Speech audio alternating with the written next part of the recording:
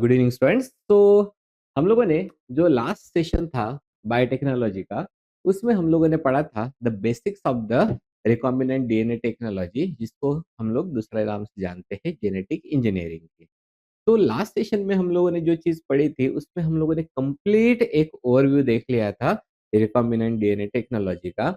और उसका एक पार्ट होता है जिसको हम लोग बोलते हैं क्लोनिंग वेक्टर्स। तो आज का जो हमारा सेशन रहने वाला है, this is regarding the cloning vectors, जिसमें हम लोग देखेंगे ये क्लोनिंग जो वेक्टर्स होते हैं वो क्या होते हैं, साथ में इनके टाइप्स कौन से होते हैं, आइडियल जो कैरेक्टरिस्टिक्स होती है वो कौन सी होती है क्लोनिंग वेक्टर्स की, इनके बारे में हम लोग डिटेल में डिस्कस करते हैं। Right. So we will directly start from the सबसे पहले क्लोनिंग वेक्टर पे जाने के पहले हम लोग सबसे पहले तो देखेंगे what is the meaning of a clone. और फिर ये क्लोन को बनाने के लिए फिर जो वेक्टर की जरूरत पड़ती है वो बायोलॉजी में उसको बोलते हैं हम लोग क्लोनिंग वेक्टर।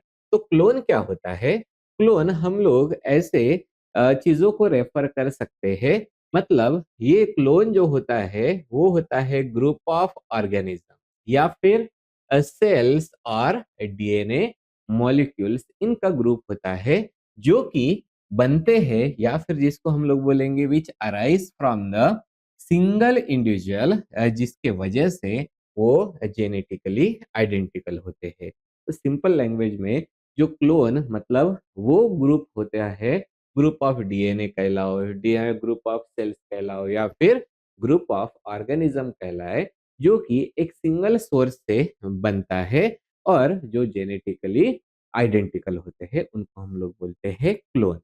फिर क्लोनिंग वेक्टर क्या होते हैं? तो इन रिकॉम्बिनेंट डीएनए टेक्नोलॉजी और we can collectively call it as a in biology, जो हमारे क्लोनिंग वेक्टर होते हैं वो ऐसे डीएनए मॉलिक्यूल्स होते हैं जो कि कैपेबल होते हैं फॉरेन डीएनए को कैरी करने के लिए।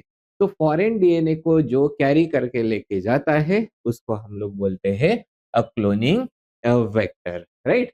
अब ये जो क्लोनिंग वेक्टर्स होते हैं वो सेल्फ रेप्लिकेटिंग होते हैं इन अप्रोप्रिएट होस्ट सेल में, जिसके वजह से फिर जो एम्प्लीफिकेशन होता है इंसर्टेड डीएनए में वो इजीली पॉसिबल रहता है। Right. So this is the definition of the cloning vector. So in simple language what is cloning vector? Cloning vector is the self-replicating DNA molecules which is capable of carrying the DNA fragments. लेकिन self replication होने के लिए उसको जरूरत पड़ती है जो host cell होते हैं उनकी जरूरत होती है। राइट। अब हम लोग जाएंगे what are the ideal characteristics of the cloning vector. तो क्लोनिंग वेक्टर के आइडियल कैरेक्टरिस्टिक्स क्या क्या होने चाहिए? सबसे पहले जो आइडियल कैरेक्टरिस्टिक होती है उसका साइज साइज साइज जो होता है वो स्मॉल होना चाहिए। राइट। फिर उसमें सिंगल रेस्ट्रिक्शन इंडोन्यूक्लियस साइट होनी चाहिए। रेस्ट्रिक्शन इंडोन्यूक्लियस का काम क्या होता है? डीएनए को कट करना, ये एंजाइम है।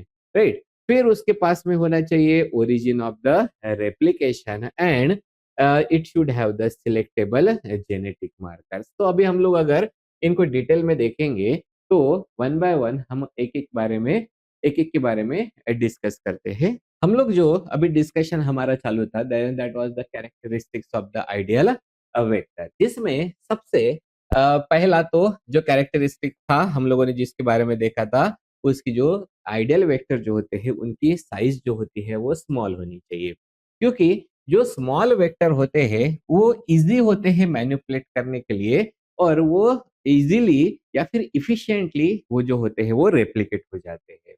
फिर आता है हमारा ओरिजिन ऑफ द रेप्लिकेशन, जैसे ये वाला हमारा।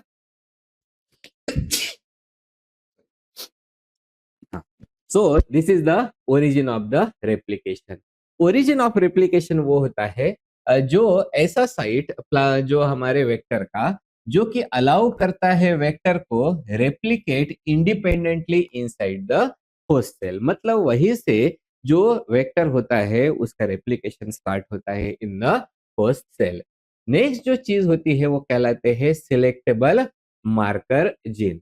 राइट। तो ये जो सिलेक्टेबल जो मार्कर होता है, ये सिलेक्टेबल मार्कर हम लोगों को हेल्प करता है identifying the cell containing the vector, right.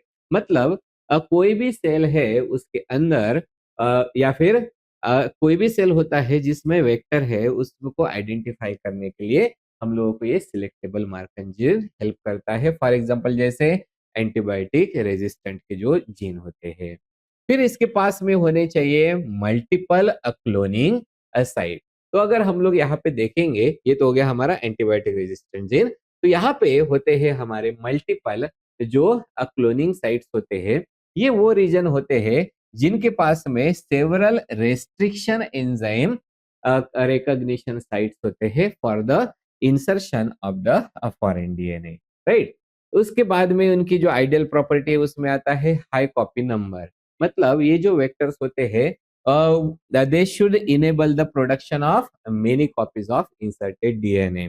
उसके बाद में उनका जो यूनिक रेस्ट्रिक्शन साइट होता है, तो ये जो होता है वो इंश्योर करता है insertion occurs at the particular और स्पेसिफिक लोकेशन, राइट। तो ये हो गए हैं हमारे ideal characteristics of the vector.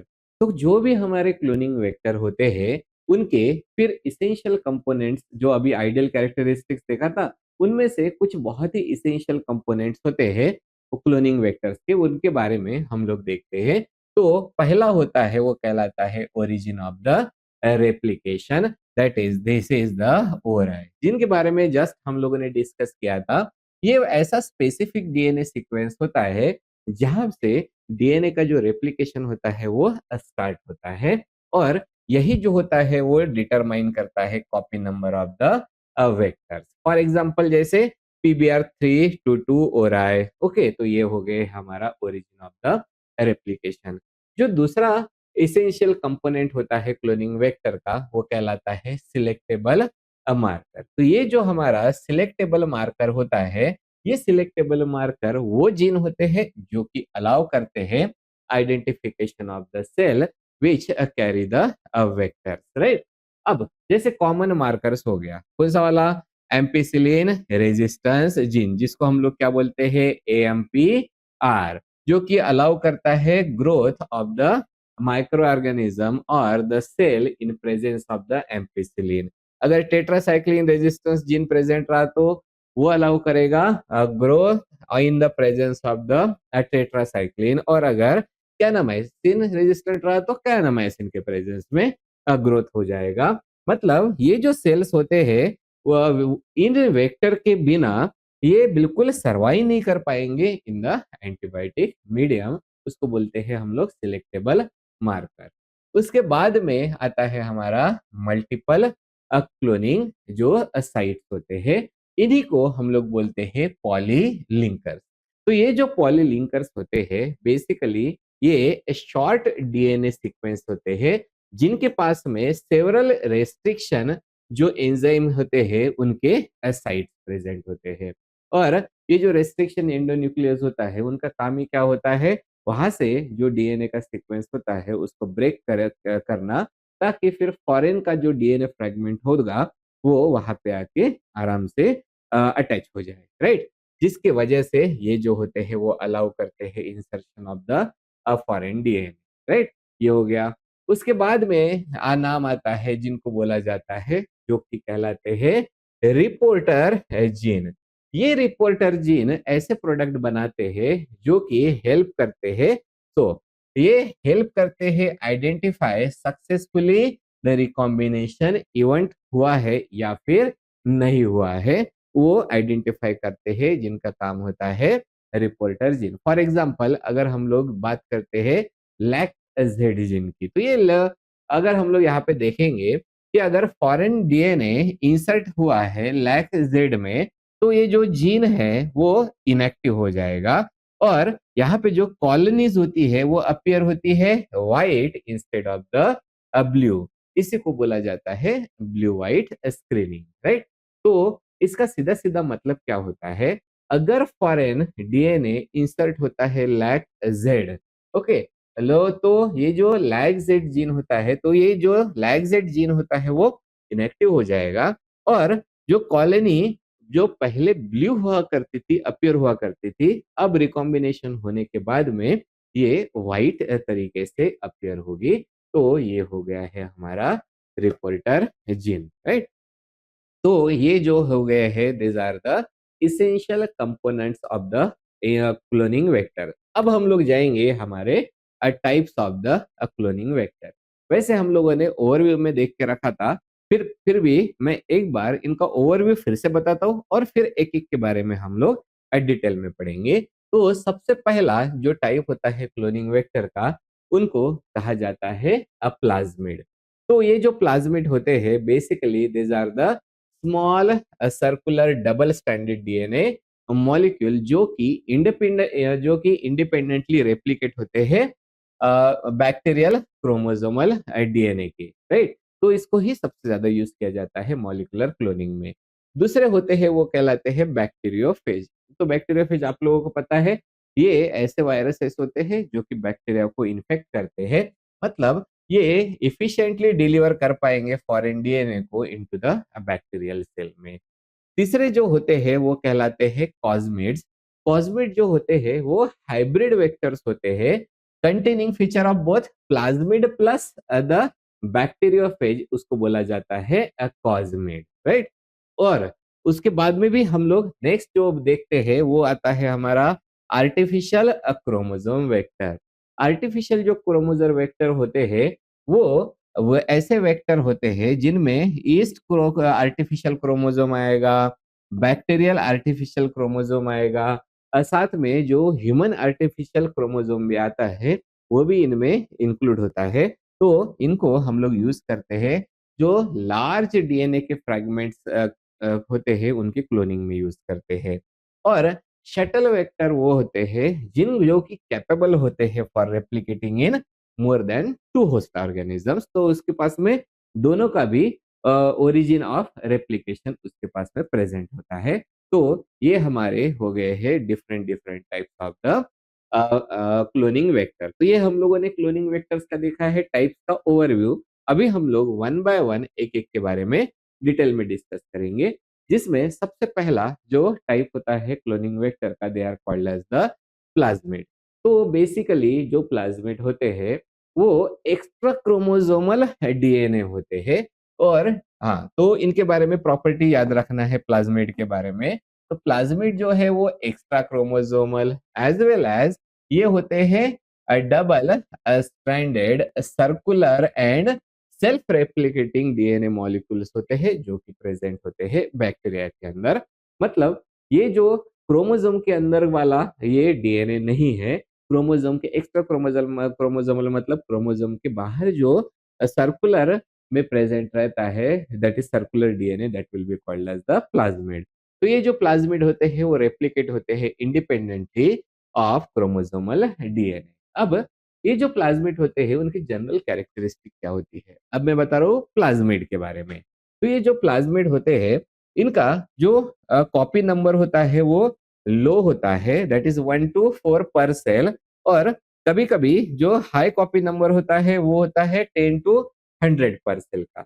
Size 1 to 500 KB की, और कंट्रीब्यूशन जो रहता है बैक्टीरियल डीएनए में वो होता है 0.5 to 5% of the total bacterial DNA का। अब कोई भी जो हमारा प्लाज्मिड होता है, जैसे हम लोगों ने आइडियल जिसको कंपोनेंट्स देखे थे ना वेक्टर के, वैसे ही ये जो प्लाज्मिड होते हैं इन प्लाज्मिड के भी कंपोनेंट होते हैं।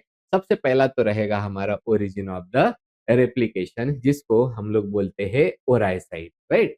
तो ये ऐसा डीएनए सीक्वेंस होता है जो कि रिक्वायर्ड रहता है फॉर द रेप्लिकेशन, जो हम लोग ऑलरेडी देख चुके हैं। दूसरा, सिलेक्टेबल मार्कर होना चाहिए, इनके बारे में तो हम लोग ऑलरेडी पढ़ चुके हैं। तो यहाँ पे जो हमारे जो सिलेक्टेबल मार्कर हो गया, ये वाला जो सिलेक्टेबल मार्कर प्रेजेंट होता है, ये आइडेंटिफाई करता है होस्ट सेल को carrying the plasmid. Okay, usually जो एंटीबायोटिक रेजिस्टेंस जीन होते हैं, बेटा सीधा याद रखना, व्हाट आर सिलेक्टेबल मार्कर, ऐसे मार्कर जो कि अलाउ करते हैं identification of the host cell which are carrying plasmid. Okay, फिर आते हैं हमारे मल्टीपल क्लोनिंग जो साइट्स होते हैं, उसी को हम लोग बोलते हैं रेस्ट्रिक्शन जो साइट्स है। अब ये जो रेस्ट्रिक्शन साइट का मतलब क्या हो गया, यहाँ से जो जीन होता है फिर वो मतलब प्लाज्मिड का जो डीएनए होता है वो कट किया जाएगा by the action of the restriction endonuclease, and यहाँ पे जो दूसरा फ्रैगमेंट रहेगा वो इंसर्ट किया जाएगा। That's why it is called as the inserted gene.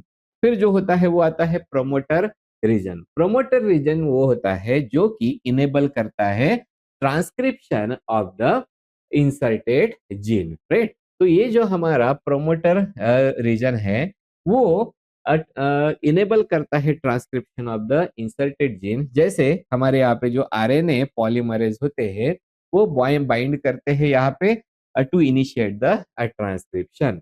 उसके बाद में आता है this is called as the protein tag. तो ये जो हमारे प्रोटीन टैग होते हैं वो ऐसे सीक्वेंस होते हैं जो कि प्रोड्यूस करते हैं टैग रिकॉम्बिनेंट प्रोटीन्स। तो ये जो प्लाज्मिड भी होते हैं, इन प्लाज्मिड का भी हम लोग अभी देखेंगे क्लासिफिकेशन। अगर हम लोग क्लासिफिकेशन देखते हैं प्लाज्मिड का, तो प्लाज्मिड का क्लासिफिकेशन हम लोग तीन चीजों के बेसिस पे कर सकते हैं। पहला रहेगा on the basis of conjugative property, then a classification of plasmid on the basis of copy number, and जो तीसरा होता है वो कहलाता है फंक्शनल टाइप। तो उसमें जो फर्स्ट क्लासिफिकेशन है प्लाज्मिड का, on the basis of the conjugative property. Conjugative property मतलब on the basis of the conjugative property हम लोग क्लासिफाई करते हैं प्लाज्मिड को as a conjugative plasmid, and दूसरा होता है वो कहलाता है नॉन कॉन्जुगेटिव प्लाज्मिड।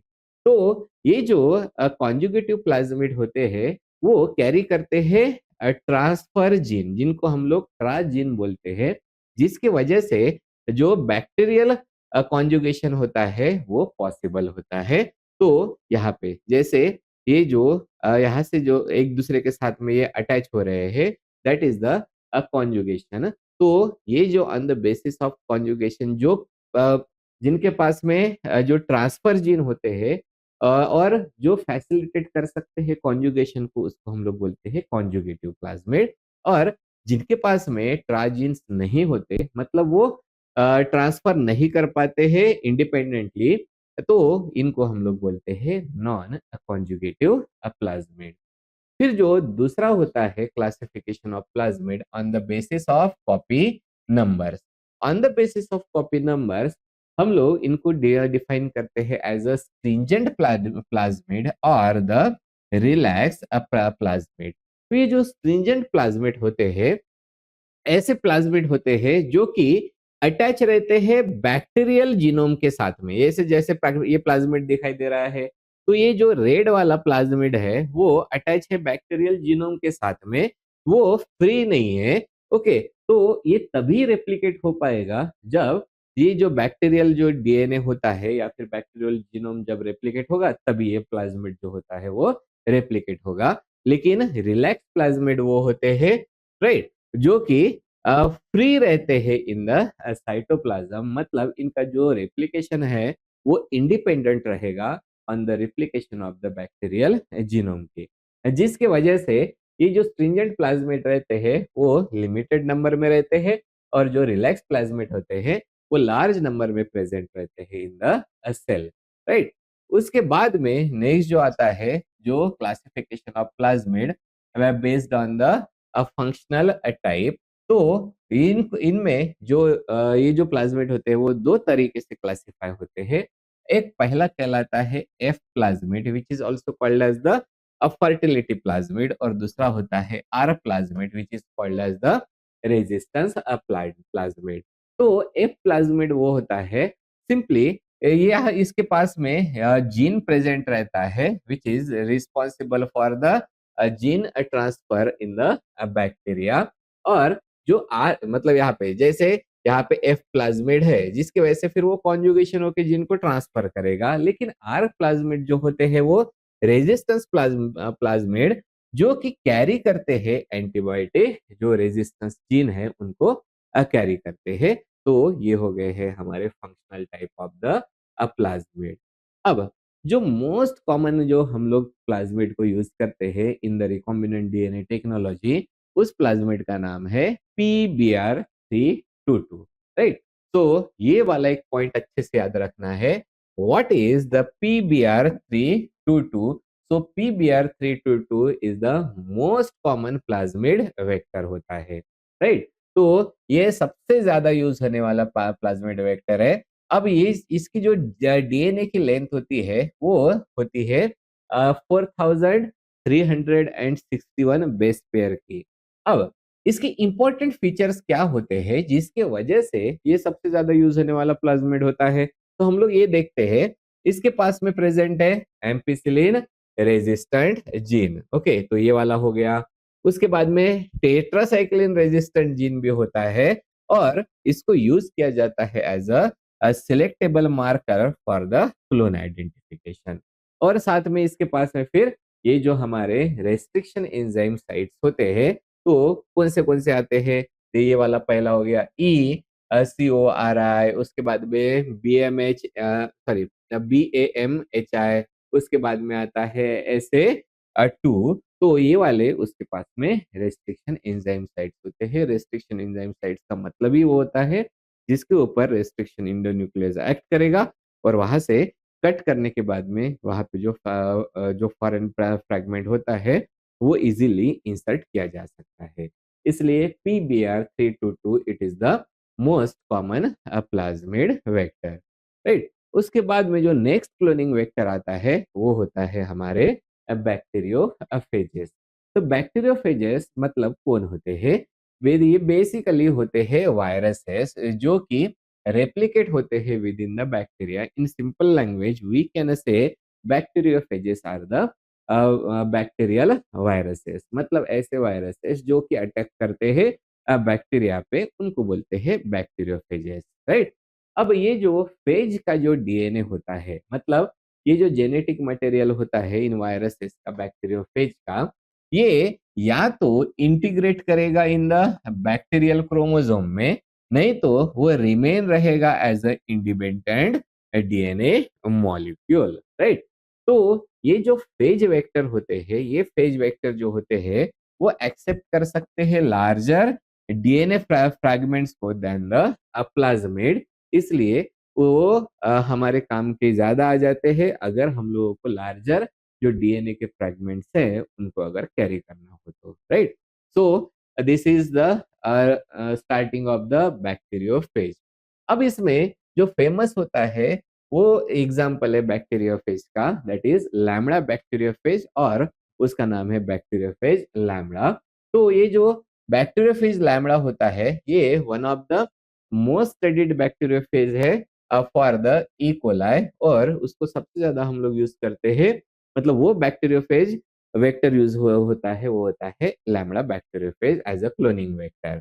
अब इसके पास का स्ट्रक्चर क्या है, इसके पास में प्रेजेंट होता है हेड, और उसके पास में रहेगा टेल, और हेड में प्रेजेंट होते हैं लीनियर डीएनए, और ये जो डीएनए होता है उसमें 12 base single stranded cohesive cause ends होते हैं, और ये जो कॉज एंड्स होते हैं वो ही हेल्प करते हैं in the circularisation of the DNA after ending into the host cells, right. तो सिंपल लैंग्वेज में याद रखना, ये जो हमारा लैम्बडा बैक्टीरियोफेज है उसके अंदर हेड डीएनए, सॉरी हेड के अंदर जो डीएनए होता है वो सिंगल स्ट्रैंडेड, उसमें 12 बेस का सिंगल स्ट्रैंडेड कोहेसिव एंड होते हैं, और वो एंड जो होते हैं वो रिस्पॉन्सिबल रहते हैं फॉर द सर्कुलराइजेशन जब ये पहुंच जाते हैं इन द होस्ट सेल में, राइट।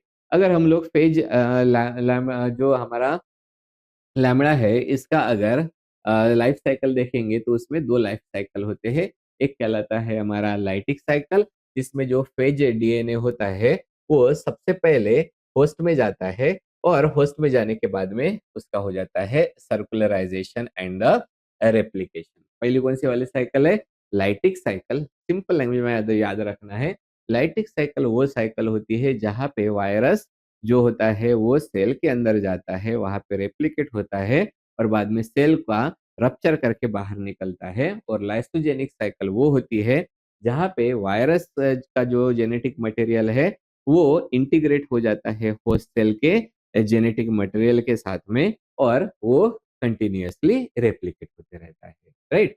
तो यहाँ से डायरेक्टली सिंथेसिस होगा फेज के कंपोनेंट का। तो हम लोग यहाँ पे सिंपल लैंग्वेज में मैंने बता दिया। लाइटिक साइकिल में क्या हो रहा है, ये जो फेज है वो अटैच होता है होस्ट के साथ में। होस्ट के अंदर आने के बाद में उसका होगा सर्कुलराइजेशन। सर्कुलराइजेशन होने के बाद में जो न्यू वायरस होते हैं या फिर जो नया फेज होता है, उसके कंपोनेंट का सिंथेसिस होगा। उसके बाद में ये इनका एक बार का उनको क्या बोलते हैं, कंप्लीट जो वायरस होता है उसका सिंथेसिस होगा। उसके बाद में सेल का लाइसिस होगा और वायरस जो होते हैं वो रिलीज हो जाएंगे। ये कहलाता है लाइटिक साइकिल। लेकिन जब लाइसोजेनिक साइकिल होती है, उस लाइसोजेनिक साइकिल में ये जो फेज है वो अटैच हो जाएगा। उसके बाद में ये सर्कुलराइजेशन होगा। Now it will get integrated into the जो हमारा सेल है, होस्ट सेल है, उसके क्रोमोसोम के साथ में ये इंटीग्रेट करेगा और उसके साथ में ही ये रेप्लिकेट होता जाएगा, राइट। हाँ, उसके बाद में ये कोई भी न्यू फेज के जो पार्टिकल्स है उसको प्रोड्यूस नहीं करता। लेकिन कुछ कंडीशन में फिर ये जो लाइसोजेनिक साइकिल होती है वो कन्वर्ट हो जाती है लाइटिक साइकिल में। तो ये बैक्टीरियोफेज लैमेडा का लाइफ साइकिल हो गया।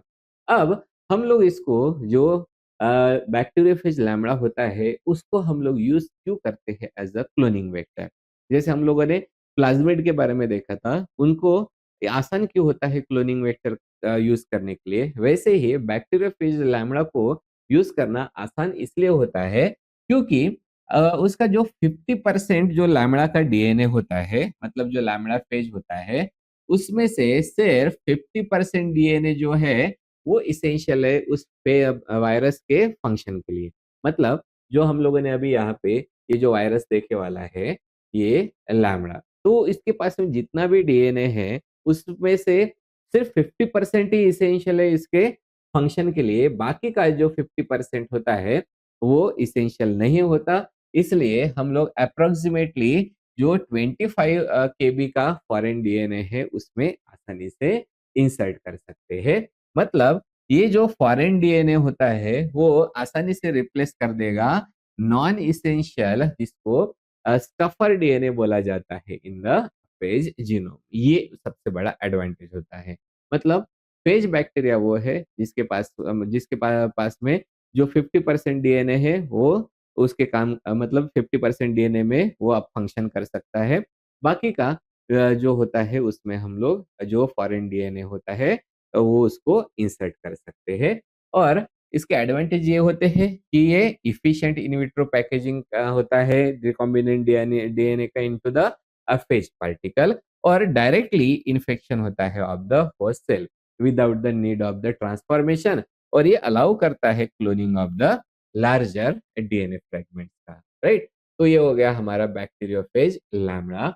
और यहाँ पे एक तो हो गया बैक्टीरियोफेज लैम्बडा, और दूसरा जो एग्जांपल होता है वो है phage M13 as a cloning vector. एक तो एग्जांपल था कौन सा वाला, बैक्टीरियोफेज लैम्बडा। दूसरा वाला एग्जांपल कौन सा वाला है, वो है हमारा फेज M13।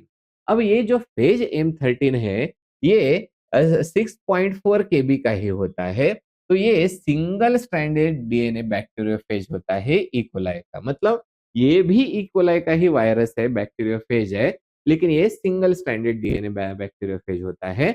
अब लिहाजा इसका मैकेनिज्म क्या होता है, जैसे ही ये होस्ट में चला जाता है, जो M13 जो है वो फॉर्म करते हैं रेप्लिकेटिव फॉर्म डीएनए। और किस तरीके से, by synthesising the complementary strand, right. तो इसके पास में प्रेजेंट है सिंगल स्ट्रैंडेड डीएनए, तो वो सबसे पहले क्या बनाएगा, वो कॉम्प्लीमेंट्री स्ट्रैंड बनाएगा। और जो फॉरेन डीएनए होता है वो इंसर्ट किया जाएगा in the replicative form DNA में। और ये जो रेप्लिकेटिव फॉर्म डीएनए होता है वो अब रेप्लिकेट होगा like a plasmid inside the host cell. तो इसको ये हमारा जो पर्टिकुलरली यूजफुल होता है इन द ऐसे डीएनए सीक्वेंसिंग में जिनमें जिसमें सैंगर्स मेथड यूज होती है, राइट। तो ये हो गया है हमारा बैक्टीरियोफेज वेक्टर। उसके बाद में जो नेक्स्ट टाइप होता है क्लोनिंग वेक्टर का थर्ड वाला वो कहलाता है कॉस्मिड वेक्टर। कॉस्मिड जो होता है वो हाइब्रिड रहेगा। कौन सी चीजों का हाइब्रिड? जो प्लाज्मिड होते हैं और bacteriophage alpha. Plasmid and bacteriophage alpha का जो हाइब्रिड होता है वो कहलाता है कॉस्मिड वेक्टर। तो कॉस्मिड वेक्टर जो है वो बनाने के लिए हम लोग क्या करते हैं, जो फ्रैगमेंट होते हैं फेज अल्फा के, जिस फेज अल्फा डीएनए के कंटेनिंग द कॉस साइट, उसको ऐड किया जाता है टू द प्लाज्मिड। तो कॉस साइट का है, मैंने पहले भी बताया था। कॉस साइट जो होता है वो अलाउ करता है डीएनए को to be package into the phage particle. तो ये जो होते हैं कॉस्मिड्स जो होते हैं वो कैरी कर सकते हैं लार्जर डीएनए फ्रैगमेंट्स को कंपेयर टू द प्लाज्मिड्स। और इनका अगर हम लोग फंक्शन देखेंगे तो फंक्शन है, ये जो होते हैं जैसे ही एंटर करते हैं हॉस्टल में, ये जो कॉस्मेट होते हैं वो रेप्लिकेट होना स्टार्ट कर हो जाते हैं as a plasmid. That's why they are used for the cloning the moderately large DNA fragment. Okay, then next जो आता है वो कहलाता है हमारा फैसिड वेक्टर। तो अगर हम लोग सत्यनारायण की जो बायोटेक्नोलॉजी देखते हैं उसमें वर्ड दिया वाला है, that is the phasmid vector, या फिर आप लोग उसको हम लोग जिस इसको फैज्मिड भी बोला जा सकता है, राइट। तो this this is the phasmid vector. तो ये भी कॉम्बिनेशन होता है प्लाज्मिड एंड द बैक्टीरियोफेज का। प्लाज्मिड एंड बैक्टीरियोफेज अल्फा का combination that is cosmid, right. और जो प्लाज्मिड एंड बैक्टीरियोफेज का that is the phasmid, that is the phasmid. मतलब ये जो फेज एंड प्लाज्मिड हो गया उसको ही हम लोग बोला जाता है फेजमिड वेक्टर भी बोला जा सकता है, राइट। तो फेज मिड मतलब ये हो गया है phase and this is the plasmid. तो इनके जो प्रॉपर्टीज होते हैं, तो इनके पास में फंक्शनल ओरिजिन होता है for the replication of both plasmid as well as the phage alpha. तो यहाँ पे ये जो एक तो ओरिजिन हो गया है वो हो जाएगा प्लाज्मिड का, प्लाज्मिड ओरिजिन रहेगा। और दूसरा वाला जो ओरिजिन होता है वो रहेगा हमारा फेज मतलब वायरस वाला ओरिजिन। इसलिए ये जो होता है वो प्रोपोगेट हो सकता है एज अ प्लाज्मिड और as a bacteriophage depending on the host system. तो इसको हम लोग किस तरीके से क्लोनिंग में यूज करते हैं? तो हम लोग उसको यूज करते हैं for efficient DNA manipulation and cloning in the bacterial cell, right? हाँ, उसके बाद में का जो नेक्स्ट क्लोनिंग वेक्टर है वो कहलाता है आर्टिफिशियल क्रोमोसोम वेक्टर। तो ये जो आर्टिफिशियल क्रोमोसोम वेक्टर्स होते हैं ये ऐसे वेक्टर्स होते हैं जिनको डिजाइन किया जाता है to clone very large DNA fragment. तो हम लोग ये ऐसे आर्टिफिशियल क्रोमोसोम वेक्टर वही है जिनको लार्ज डीएनए फ्रैगमेंट्स के क्लोनिंग के लिए यूज किया जाता है। और इनमें इंक्लूड होते हैं टाइप्स में देखेंगे तो ह्यूमन आर्टिफिशियल क्रोमोसोम, दूसरा होता है ईस्ट आर्टिफिशियल क्रोमोसोम और तीसरे होते हैं बैक्टीरियल आर्टिफिशियल क्रोमोसोम। हम लोग इनको तभी यूज करेंगे जब हम लोगों को लार्ज जीन्स होते हैं या फिर जीनोमिक फ्रैगमेंट्स होते हैं उनको अगर रेप्लिकेट या फिर क्लोन करना है तब हम लोग इनको यूज करेंगे। इसमें से जो सबसे पहला वाला था वो था ह्यूमन आर्टिफिशियल क्रोमोसोम। तो ये हमारा ह्यूमन आर्टिफिशियल क्रोमोसोम है जिसको सबसे पहले डेवलप किया गया था 1997 में। और ये सिंथेटिक वेक्टर है जिसको डिजाइन किया है to mimic the human chromosome. लेकिन इसकी जो एक्चुअल साइज होती है वो 1/10 या फिर 150 होती है as the size of the human chromosome. और ये जो है वो कैरी कर सकते हैं वेरी लॉन्ग ह्यूमन जीन्स। तो इनका एप्लीकेशन हम लोग यूज करते हैं जो जैसे कि जीन थेरेपी में for the delivering the large gene into the cell. फिर जो सेकंड होता है वो होता है ईस्ट आर्टिफिशियल क्रोमोसोम। तो इसको इंट्रोड्यूस किया गया था 1987 में। और ये वो सिंथेटिक डीएनए मॉलिक्यूल्स है, ये भी लार्ज जो डीएनए के फ्रैगमेंट्स होते हैं उसको कैरी करने में कैपेबल होते हैं। इसकी कैपेसिटी ज्यादा है। और स्ट्रक्चर में देखेंगे तो इनके पास में होता है centromere and the telomere region जो कि प्रेजेंट रहते हैं टू द ईस्ट क्रोमोसोम में। और एडवांटेजेस क्या है?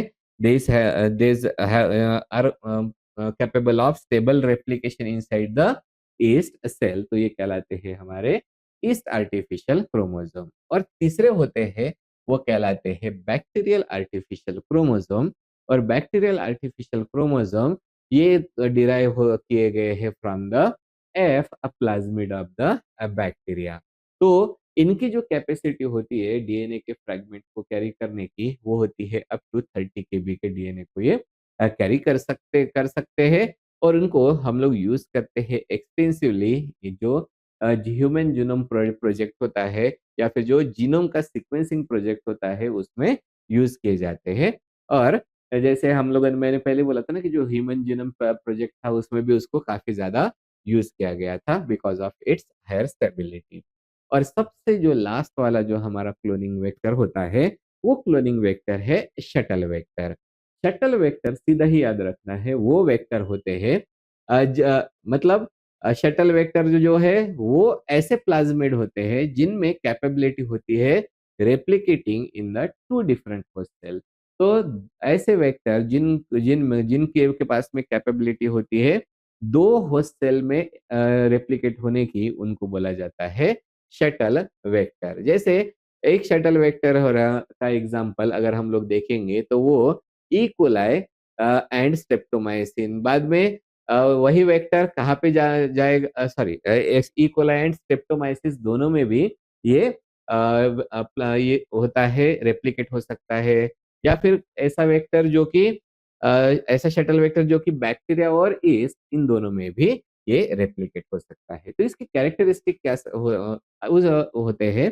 तो अगर उसको रेप्लिकेट होना है दो अलग अलग टाइप के ऑर्गेनिजम्स में, तो उसके पास में होने चाहिए दो origin of the replication. For example ये होता है ईस्ट ओरिजिन रेप्लिकेशन, राइट। और दूसरा वाला जो ओरिजिन रहेगा वो रहेगा बैक्टीरियल ओरिजिन रेप्लिकेशन, राइट। तो ऐसे दो ओरिजिन ऑफ रेप्लिकेशन रहेंगे फॉर द बोथ होस्ट। और उसको हम लोग यूज कैसे करते हैं इन द क्लोनिंग? तो ये फैसिलिटेट करते हैं transfer and expression of the foreign DNA between the two different organisms, right. ये हो गया। और सबसे लास्ट में अगर हम लोग देखेंगे तो वो आता है application of the cloning vectors. तो हम लोग क्लोनिंग वेक्टर को यूज कर सकते हैं for the gene cloning. For example जैसे amplification of the specific genes के लिए, उसके बाद में प्रोटीन प्रोडक्शन के लिए, जैसे हम लोग अगर इंसुलिन का प्रोडक्शन करना है, रिकॉम्बिनेंट इंसुलिन का इन द ई कोलाई, तब by using the plasmid we can transfer the human insulin का जो जीन होता है उसको ट्रांसफर करेंगे इन द ई कोलाई। वैसे ही जीन थेरेपी में हम लोग यूज कर सकते हैं। ओके, एप्लीकेशन होते हैं इन द जीनोमिक, जो लाइब्रेरी कंस्ट्रक्शन होता है जिसमें हम लोग स्टोर करके रखते हैं जीनोमिक डीएनए के फ्रेगमेंट्स को। उसके बाद में डीएनए के सीक्वेंसिंग में जहाँ पे हम लोग न्यूक्लियोटाइड के सीक्वेंस को डिटरमाइन करते हैं। और लास्ट में तो आता है collectively in the genetic engineering, जिसमें हम लोग डेवलप करते हैं new combination of the genetic information, जिसको हम लोग ट्रांसजेनिक ऑर्गेनिज्म भी बोल सकते हैं। तो ये हो गया है एप्लीकेशन ऑफ क्लोनिंग वेक्टर। लेकिन ऐसे ही जो क्लोनिंग वेक्टर्स होते हैं उनके कुछ जो होते हैं वो लिमिटेशन रहते हैं। और पहला लिमिटेशन क्या होता है? ये जो होता है साइज लिमिटेशन रहता है, राइट। साइज लिमिटेशन का मतलब वो कुछ ही स्मॉल फ्रेगमेंट्स को ही ये ट्रांसफर कर सकते हैं, राइट। उसके बाद में उनमें पॉसिबिलिटी होती है रिकॉम्बिनेशन या फिर म्यूटेशन की, राइट। और कुछ जो डीएनए के फ्रेगमेंट्स होते हैं ये टॉक्सिक हो सकते हैं फॉर द होस्ट सेल।